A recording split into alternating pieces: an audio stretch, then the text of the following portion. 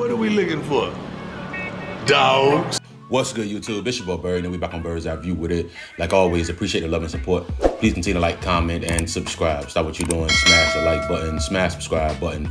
Hop in the comment section, comment whatever you want. Of course, I'm dropping daily bang day by day. You know we got news of the day coming out of Colorado, and we're gonna jump right into it, dog. So of course we back with another recap with this Colorado football program. As always, shout out Well Off Media, Reach the People Media for providing us phenomenal footage each and every day.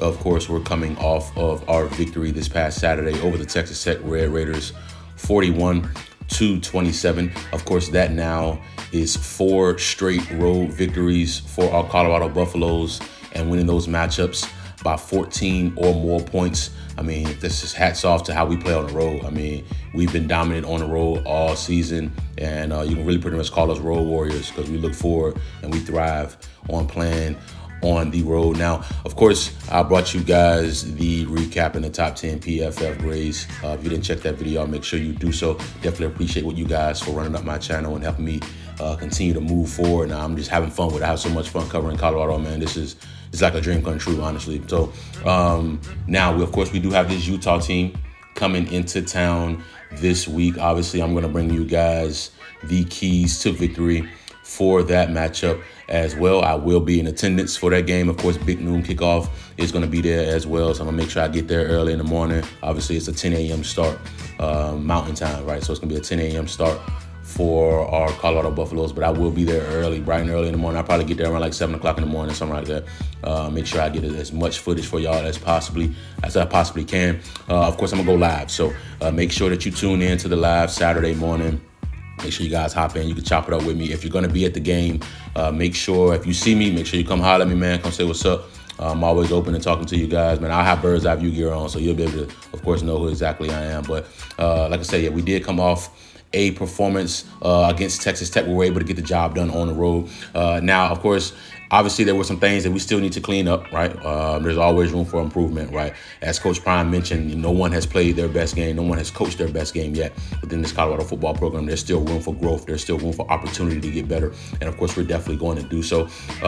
Now, when I said there were some things that we definitely need to clean up, obviously the penalties, we had a ton of penalties, right? We had, 14 penalties for over 100 yards, so we definitely have to clean that up. Another thing that I did not like at all, we were 2 of 13 on third down. I meant to mention that in the recap video, but it slipped my mind. But yeah, we were 2 of 13 on third down, dog. That is not winning football at all.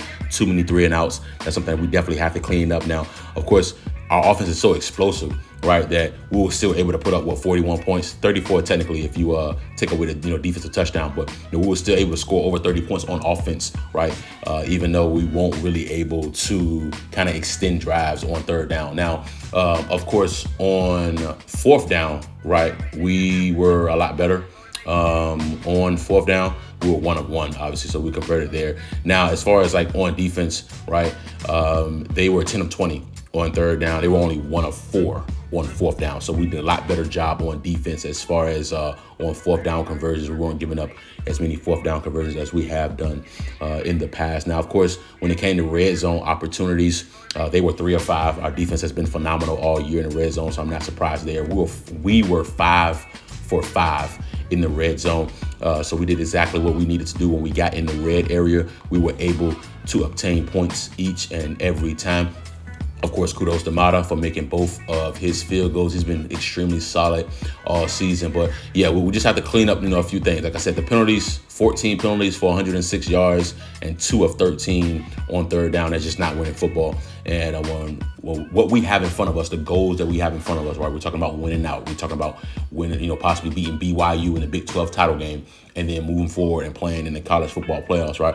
We're going to have to make sure we play winning football on all 3 phases. And it's the little things, right? Penalties, converting on third down, the little things that we're going to have to do in order to beat elite level competition, right? In order to move forward and possibly obtain goals that nobody thought we would be able to obtain. And I know this Colorado football coaching staff, they've done a phenomenal job being able, right, to face adversity and us being able to persevere and move forward. And I believe we're going to continue to do that this season. Like I said, we got that Utah matchup coming up this weekend. Of course, I'm going to bring you guys that Keys to Victory video, so I'm not going to break down them too much here. You know how I do. I'm not going to really break down too much, but I know one thing they do have going on right now they got the injury bug biting them like crazy right now. Of course, they lost their starting quarterback earlier in the season. Then obviously they just lost the starter that was playing against BYU. They just lost him as well. He's out for the season with another injury. So now they're going to be relying on a true freshman quarterback.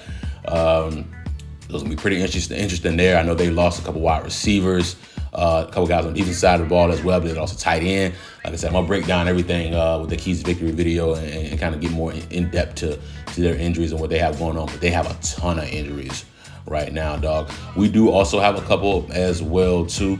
Of course, we're going to see exactly what it transpired with Michael Welch, see if Michael Welch is going to be a participant this week against Utah. Of course, Jimmy Horn Jr. went down early on in the first quarter against Texas Tech. It looks like he is day-to-day right now. Of course, Coach Prime mentioned in his presser that he was going to see exactly how Jimmy is going to progress throughout the week and see if he'll be practicing, Thursday, Friday type of deal, and see how he feels. We definitely want Jimmy in the lineup, definitely want Jimmy in the rotation. I mean, he's super explosive, as Coach Prime said, can score from anywhere on the field. So, of course, we definitely don't want to lose Jimmy. If Jimmy can't play, then, of course, it's next man up, and we have talented wide receivers, best wide receiver core in the country. So, we'll be able to make some things happen for sure. But, yeah, definitely looking forward to that matchup. Now, of course, we have some weekly awards. Obviously, Jordan Seaton was National True Freshman of the Week. What's in the bag? See, of course, Trav and Shador are both Maxwell semifinalists. We're the only team in the country to have two representatives on that list. Of course, Shador this past week was the Davey O'Brien National Quarterback of the Week. And, of course, Trav is a semifinalist for the Chuck Bernard Award, which is basically given to the National Defensive Player of the Year.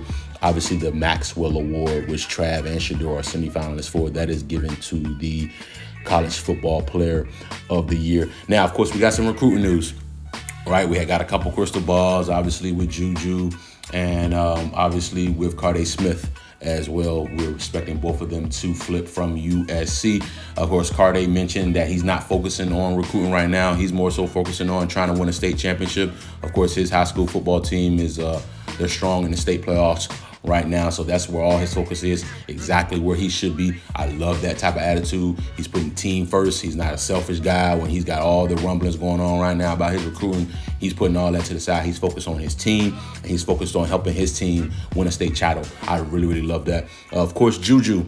News came out. Juju is visiting UGA. He'll be visiting for that Georgia-Tennessee game this weekend. Of course, in my opinion, there's no smoke here. Therefore, there is no fire. We do not need to call the fire department. In my opinion, Juju is a buff. This is an unofficial visit. He's from Georgia. I feel like he's just going to a game and going to enjoy the game. He got free tickets to it. I don't blame him at all. And we've seen this before, right? Jordan Seaton did the exact same thing, right? Before he ultimately committed. He took another visit as well, too. So, like I said, there's no smoke. Therefore, there's no fire. Let's not worry about calling the fire department. Juju going to be in black and gold. We're going to be fine there. So, I'm going to bring you guys more recruiting updates as they come in. Of course, we have some visitors coming this weekend, pretty much like how we do for all of our home games. And we're looking to flip, obviously, another IMG ascender to this Colorado football program. That IMG, the Boulder pipeline, is legit, dog. And pretty much every IMG player that we bought in has been able to contribute and help our program win. And I just love how we're able to bring in freshmen, bro. It doesn't matter if they're a 3-star, 4-star, 5-star, on scholarship, walk on. It doesn't really matter, right? We're able to bring those guys in and they're able to contribute. And that's kudos to our coaching staff, right? I know there was a lot of flack saying that we couldn't develop here. Development doesn't live at Colorado. Well, that's far from the truth now at this point, right? You're seeing guys starting to thrive, right? You're seeing guys that were even guys that are not even freshmen, right? Guys that were at their old schools that, teams, those old schools really didn't believe in, right? And then they come here and, like, look at Omar McNeil, for example, right? When he started off at Tennessee, right? And didn't really make much of an impact there. Come here to Colorado and he's balling, dog. He's balling. I think Omar McNeil got a chance to play on Sundays, man, for real. Like, the way he's continuing to get better each and every day, each and every game. He made his first start of the year against Texas Tech. He played a season-high 65 snaps. Obviously, he finished with 9 tackles. 3 of those are for loss. He had 1.5 sacks. I mean, if he plays like that, listen, everything he wants is going to be in front of him for next season. Obviously, Cash Cleveland, right? He came in, did a phenomenal job. He was in our top 10 PFF grades. Cash Cleveland's going to be special, man. It's really, really smart, exactly what you want at center. And he's the type of guy that you want to be the leader of your offensive line. And him and Jordan Seaton, right? I mean, it's going to be fun watching those two groom and grow up and be the talented ball players that we're expecting them to be. Of course, Arden Walker, he's another one, right? Played he started off at Mizzou, and he played a season high 39 snaps. Obviously, he led our Buffs on that top 10 PFF list. Had 7 tackles, 2 tackles for loss. There were 2 sacks, had forced fumble as well. I mean, he's continuing to be great this season as well. I mean, just a few examples of how we're able to develop guys, right? And I mean, I can continue. I can go on and on and on, right? I mean, it doesn't stop, obviously, right? Everyone has grown and gotten better. Every player that we brought in, it doesn't matter how good they were before they got here, they got better when they got here because there is real development in Boulder, Colorado, and it's going to continue to happen, right? And what I'm excited about, man, I'm excited about this 2025 class because listen, dog, when you have the type of program that we have, right? All the glitz, all the glamour, right? Playing on national TV every single week. You're going to be on Fox, ESPN, NBC, CBS. You're going to be on one of the 4 main networks every single week, right? All eyes are on this program. So many NIL opportunities, right? So many networking opportunities where you're going to meet so many celebrities that are going to come in, right? All the NFL pedigree on our coaching staff. I mean, the wins that are now piling up. Everything is transpiring the way we need it to, right? To continue to bring in blue chip guys, right? Those 4- and 5-star recruits that have offers all over the country, right? But those guys ultimately come to Colorado. We are starting to really build something here, dog. And it's going to be special, man. We're on a special ride right now. Enjoy it. We're on a special ride right now. Coach Prime, he's going to be here for a while. He is getting comfortable in Boulder, Colorado. We're not paying attention to the Florida State news, the Dallas Cowboy news. Hey, I'm a Dallas Cowboy fan. But Coach Prime is living his purpose right now in Boulder, Colorado, and we're going to continue to see great things transpire with this Colorado football program, and it's going to be fun for me being able to cover the Buffs each and every day, dog. Like I said, I love this, man. I'm grateful for it. God is good. I'm grateful for this opportunity to be able to do this and do something that I love, and it's going to be fun being able to watch the Buffalo. So again, I will be in Boulder this weekend. I touch down Friday. So I will be in Boulder this weekend. I'm going to likely go to Pearl Street so I can get some footage there too, and then I'll get all the footage on the game Saturday. But not to keep it long, I just want to bring you guys a phenomenal update. Please continue to like, comment, and subscribe. You know what time it is, dog. Bird's eye view, man.